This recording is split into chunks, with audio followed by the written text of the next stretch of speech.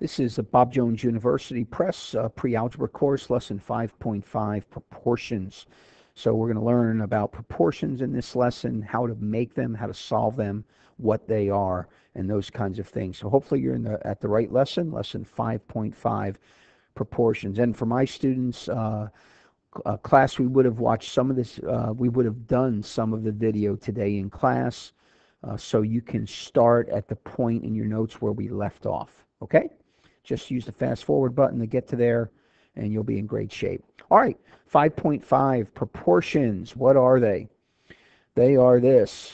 Proportions are two ratios, and we've talked about ratios already, that are equal. Proportion, two ratios that are equal. We talked about three ways that you can show a ratio, and we said that you can write a ratio with a colon. For example, here, look to the right over here. You can do 3:5. That's a ratio 3 to 5. 3 to 5. You could use the word 2. 3 to 5. And the third methodology is you can write it as a fraction. 3/5. All right, ratios can be written three different ways. Well, when we're dealing with proportions, our ratios are going to be fractions. Our ratios are going to be fractions. And there's an infinite number of possibilities of fractions that would be equal to 1/2. For example, we can do 4/8. Okay, we have a proportion now. 1/2 equals 4/8. Now, a lot of times what's going to happen is, let's do a second example here. We're going to have a variable involved with that second fraction. 1/2 equals n over 50. And if you understand what a proportion means, we should be able to figure out what the value then is just in our head. In this kind of an example, it's a simple one, right? What we're saying is, 1/2 or 1 to 2, therefore what does n have to be? And in this case, 25. Now, if you can't do that in your head, don't worry about that. That's just a side note when we're looking at proportions, but it's two ratios that are equal. Two ratios that are equal. That's what we're talking about when we're talking about ratios. Okay, let's get some terms down. And if you look over here to the right, in the box there, the blue box, we've got two ratios. We've got a fraction on the left, ratio on the left, and we have a fraction on the right, the ratio on the right. All right, notice the color. Top left is red, and the bottom right is red. And they're both red for a reason. The A and the D are called the extremes. Extremes, E-X-T-R-E-M-E-S. Just terminology. Top left and bottom right are called extremes. Then you've got the two in green, the bottom left and the top right. And the bottom left and top right are called the means. That's always the case. You've got the extremes, top left, bottom right, and then you've got the means, bottom left, top right. All right, means and extremes. Now we've got some relationships that we're going to learn. And so some relationships involving proportions. So for proportions, and I'm going to go to blue here, products. All right, so class, what do you think of? What mathematical operation do you think of when you think product? And hopefully you're thinking multiplication, right? So here's the statement for proportions. The product of the extremes equals the product of the means. So if you look already in the box, I have the product of the extremes. I'm multiplying the extremes. And so what we also want to do then is multiply the means. And let me get the other box up there. Again, we're looking here at this proportion. And so we're saying A times D, product of the extremes, equals B times C, the product of the means, right? The product of the extremes equals the product of the means. What's the value of this? Well, probably the biggest value is this. This equation can be used to solve, and I'm going to write that in red, to solve proportions. So this is one methodology of solving proportions. But notice what I say here, especially when the variable's in the bottom. Matter of fact, when the variable's in the bottom, you should use this methodology to solve the proportion. Now, you can use it to solve every proportion if you want, but it's not always the quickest and easiest method. But you have to use it when the variable is on the bottom.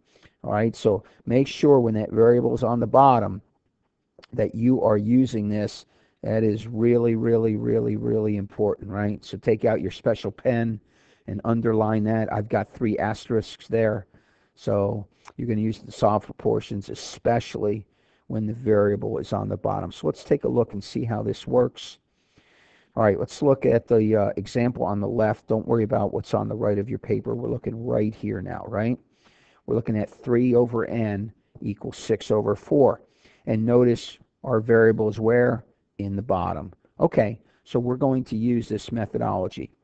Now notice what I'm going to do. I'm going to take the 3, right, top left, and multiply it times the bottom right, 3 times 4.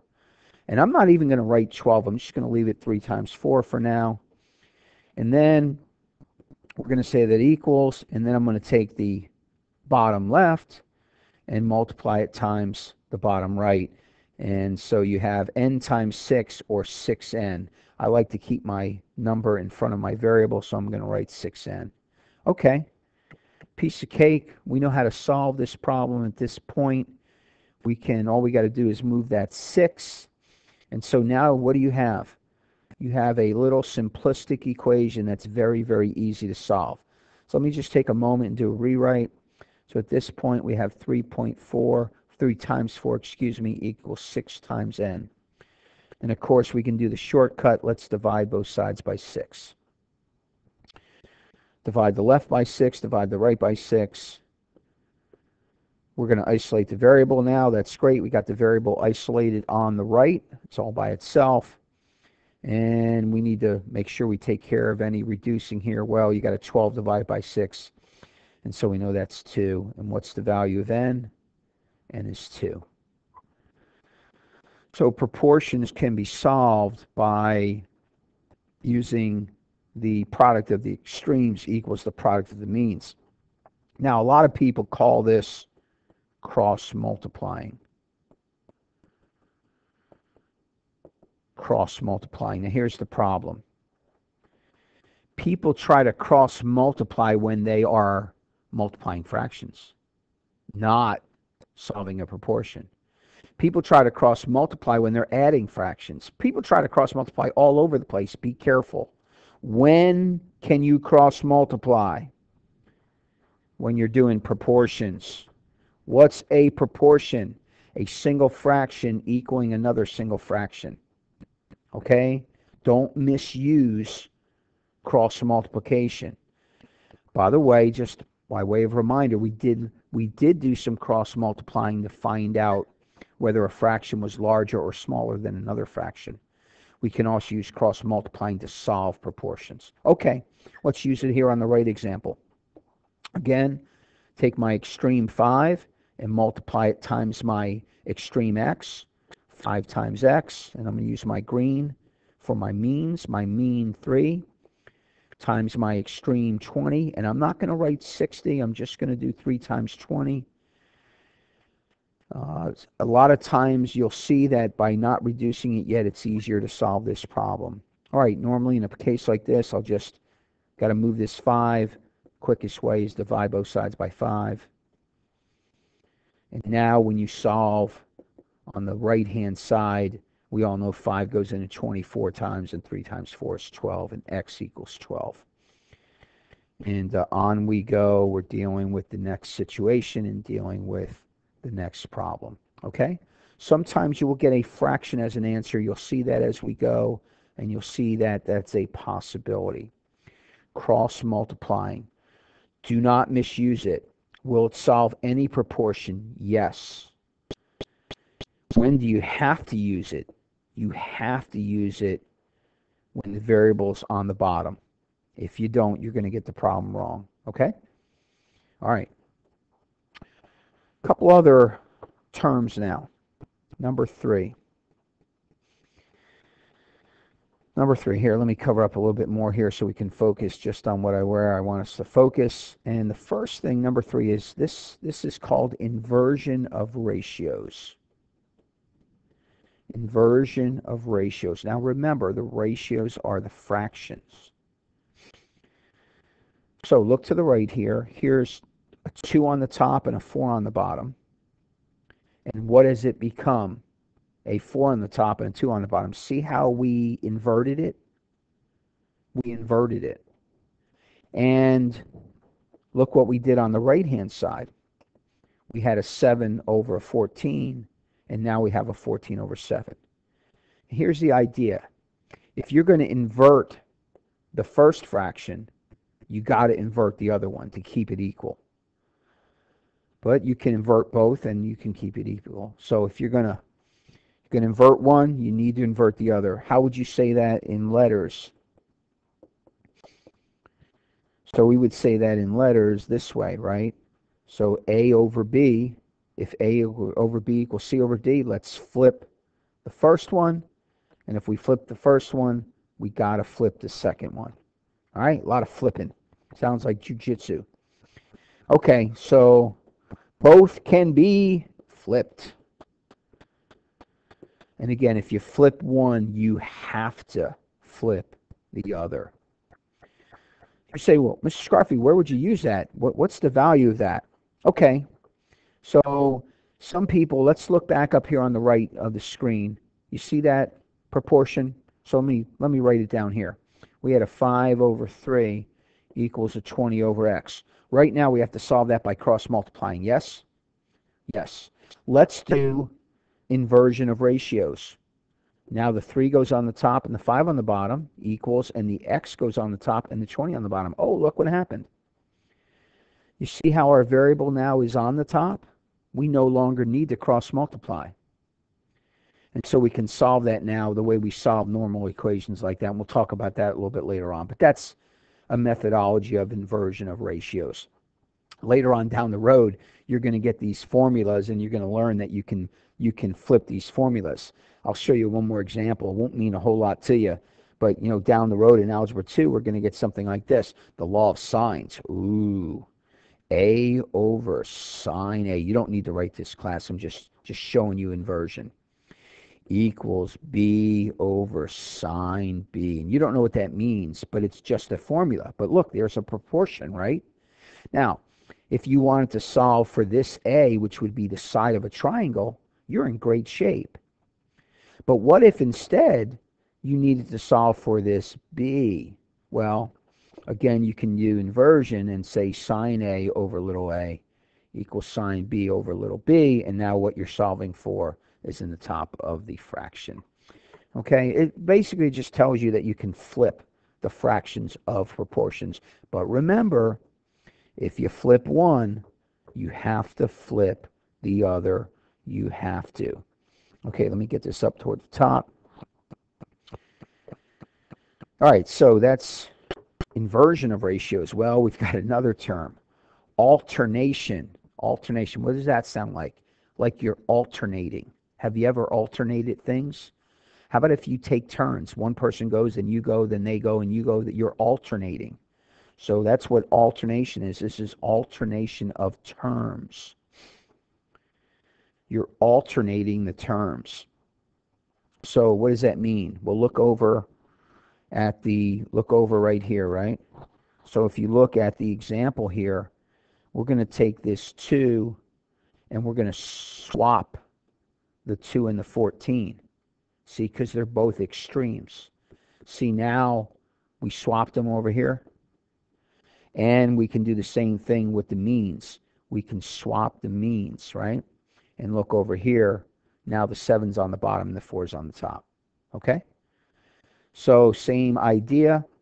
And that's what this example does with variables, right? What happened? The A and the D swapped, and the B and the C swapped. So the extremes and the means can be swapped. But again, if you swap one, you gotta swap the other. If you swap one, you gotta swap the other. All right? The means and the extremes can be swapped. So, what were those things? Inversion of ratios. You're flipping the fractions. And alternation of terms. You're switching the extreme for extreme and mean for mean. Okay, let's go on. Back of your notes there. Number 5, proportions can be solved the easiest when the variable is in the top. Matter of fact, we've already solved equations like that. So look at our example here on the left. Where's our variable?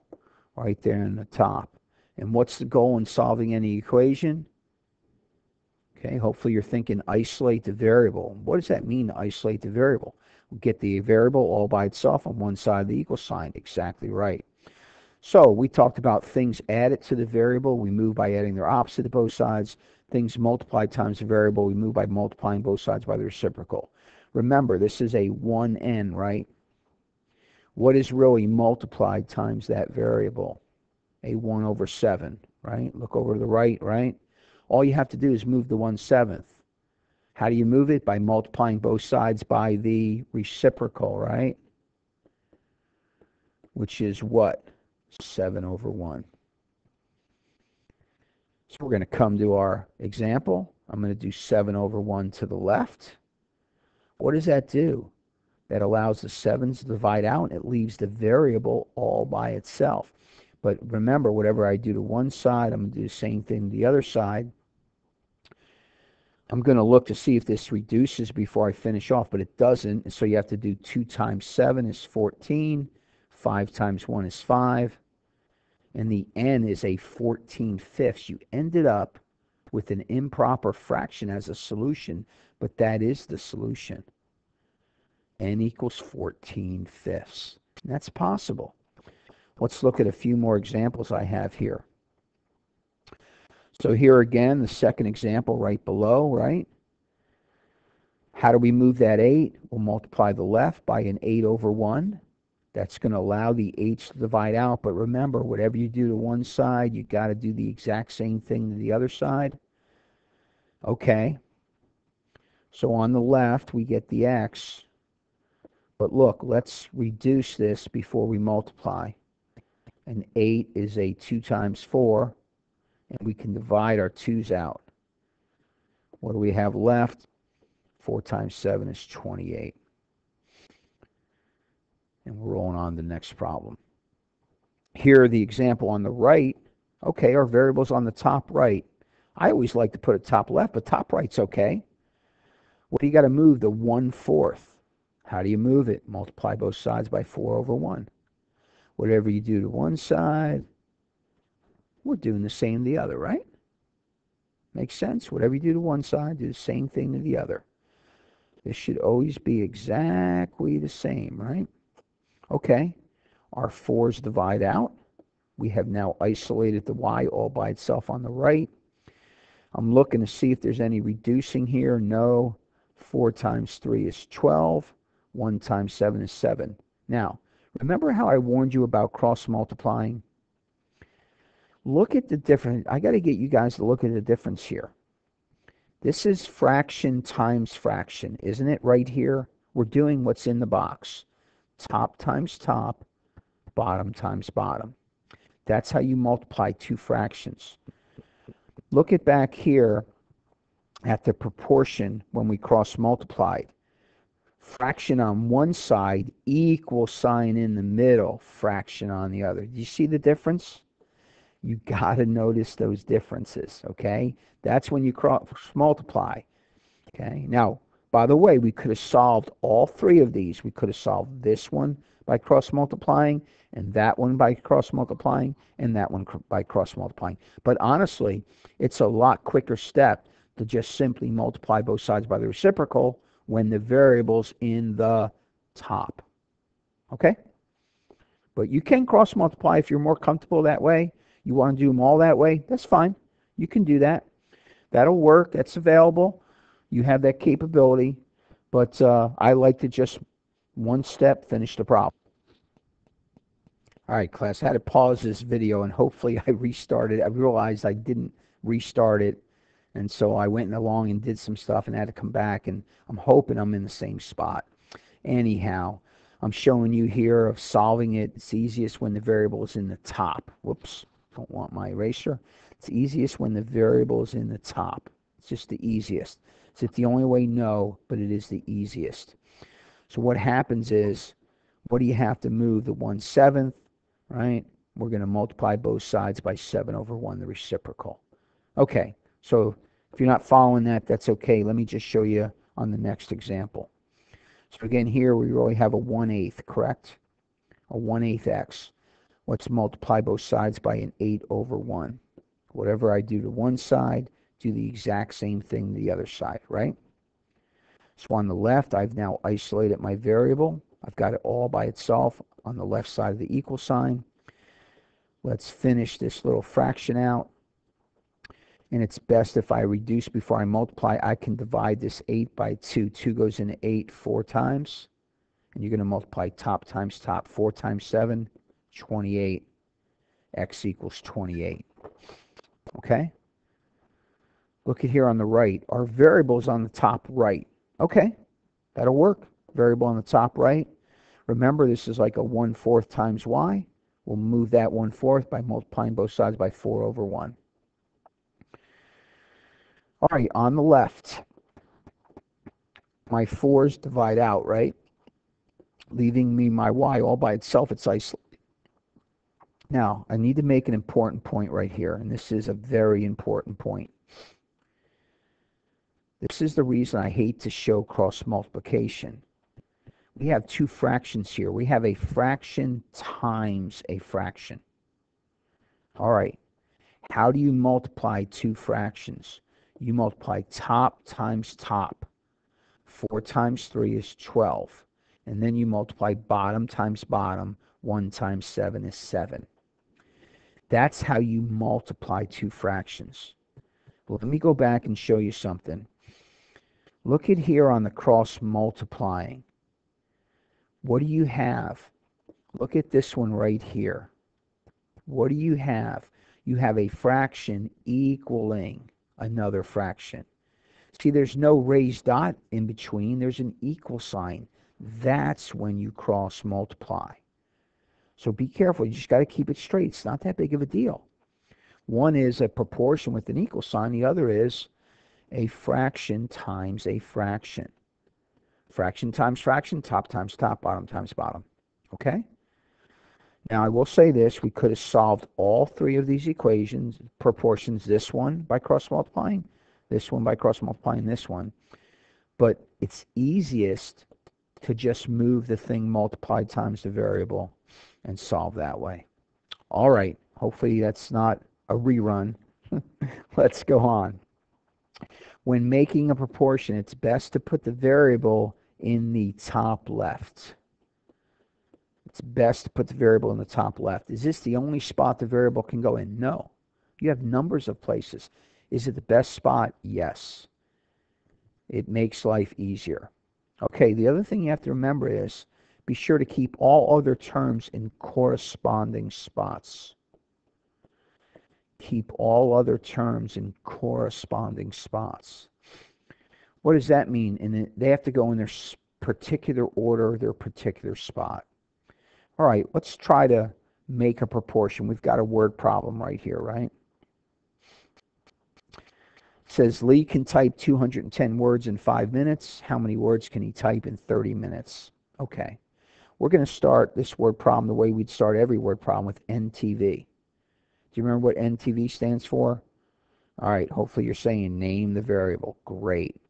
All right, we got to name the variable. I'm going to use my red here. What are we looking for? How many words? So number of words. And we like to use n a lot, right, for a variable, so let's use n. N is the number of words. Okay, where did I tell you to put the variable? In the top left. So let's go to the top left and put the n. Now, to help you guys understand what to put where, I'm going to put a label in parentheses. What is n? It's my words. That's just there to help me to know where to put stuff. Okay? All right. Let's go back to the word problem. How many words goes with what? 30 minutes. So because the 30 minutes is with the how many words, I put the 30 on the bottom. And again, I'm going to put a parentheses of minutes just to show you, keep track what's down there. Okay? So we have n over 30. Now go to the other part of the proportion, and it'll give you the other fraction. Here's the other fraction. Now I have two things. I have words and minutes. Well, what's the order of the first fraction? Words on the top and minutes on the bottom. So I've got to put words on the top, 210, and again, I'm just going to put in parentheses here, words, because that's why we put the 210 on the top. And what's going to go on the bottom? The minutes, the 5 minutes. Hey, there it is. I'm done. Words over minutes left, words over minutes right. Okay? The left part gave me the one fraction, and the right part gave me the other. Now, you can do it a different way. I even hesitate to show you this. But there's a lot of different ways to do it. If you want to put the variable in the top left, and you go this way, and you go words, the other thing you can do is go across and put the minutes across on the right. I don't like this method because you lose the fraction. It's true because of alternation of terms. But I don't like this method. It just bothers me. I don't think it's as clear in thinking, but you can use it. So then the bottom would be, okay, words, 210 words. Oh, that should be blue. Let me get that in blue. So we've got 210 words. And then goes with what? 5 minutes. Again, I don't like that method as much, but it would work. I'm a big fan of fraction involving the variable over the other fraction that they gave you. Works really handily and works nicely. Okay, let's solve this. So I'm going to take my black here and let's solve it. Remember, what do we have? N over 30 equals 210 over 5. That's our proportion. And what do we got to move? That 1 over 30. So I'll multiply the left by 30 over 1. Whatever I do to one side, do the exact same thing to the other. So on the left, my 30s divide out, leaving my variable isolated. And look, on the right, I would divide my 5 into my 30. 30 divided by 5 is 6. All right. If you can't multiply this in your head, do it on the side. Right after we're done with our fraction chapter, we'll have calculators and we'll just do it on the calculator. But 6 times 210 is 1,200. Whoops. 1,260. And by the way, what are these? 1,260 what? Are they minutes? What are they? We'll go back to where we named the variable. It tells us what's n, number of words. So this is 1,260 words. Now, if you solve this proportion, you get exactly the same thing. Exactly. Okay? You get exactly the same thing. Okay? All right. Let's do another example then. Bob can run 440 meters in 44 seconds. At this pace, how long will it take him to run 800 meters? All right, what do you want to do first? Hopefully NTV, right? Name the variable. All right. So what are we going to name the variable? So what are we looking for? How long will it take? How long will it take? So time is the variable. And again, I like to use n. You can use t if you want. Just don't think it's a plus sign. Okay, at this point, if you want to do the problem by yourself, pause the video and go ahead and solve it by yourself. Okay, rest of you, if you didn't pause, what am I going to do? I'm going to take that variable, put it on the top left. And again, I'm going to put a little time here so I keep track of what I did. Now, how long the thing I'm looking for goes with what distance? 800 meters. So I'm going to put the 800 meters on the bottom. Okay, let's go find the other fraction. Here's the other fraction, right?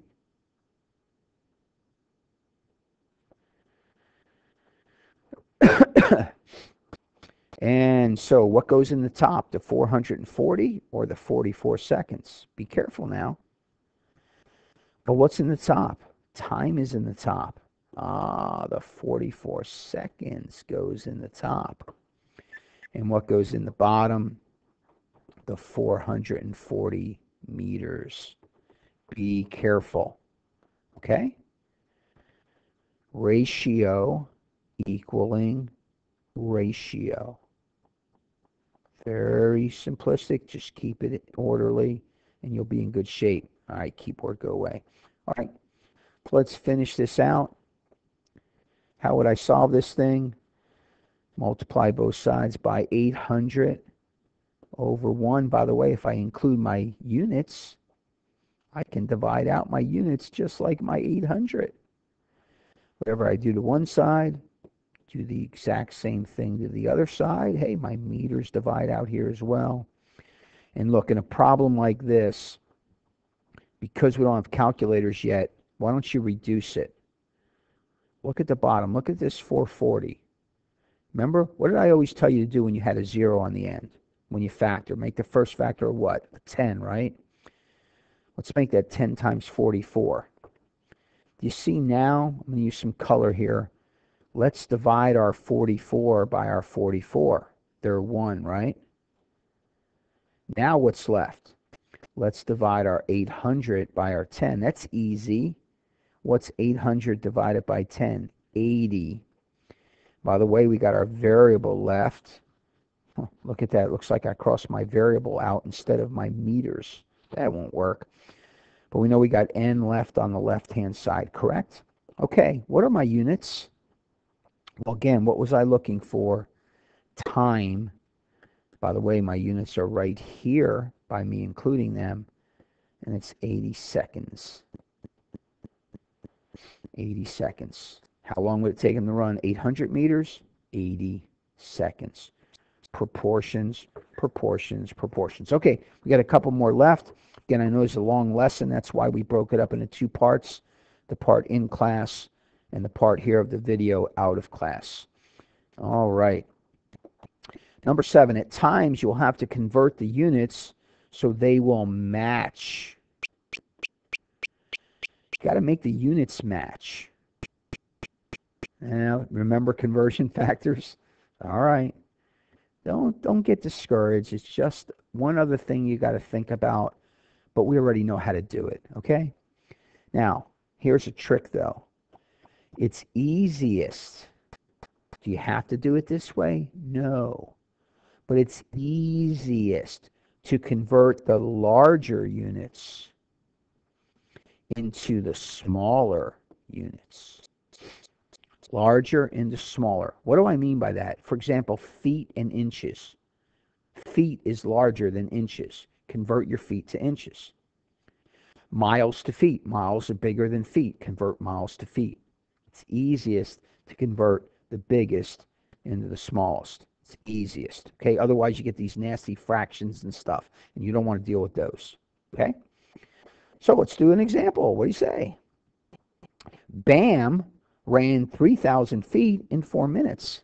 At this rate, how long will it take to run 26.2 miles? Okay, let's look and see what we've got. Here's my issue. This distance is in feet, and this distance is in miles. They don't match, right? There's no match. Therefore, I need to convert. So do I want to change my feet into miles, or do I want to change my miles into feet?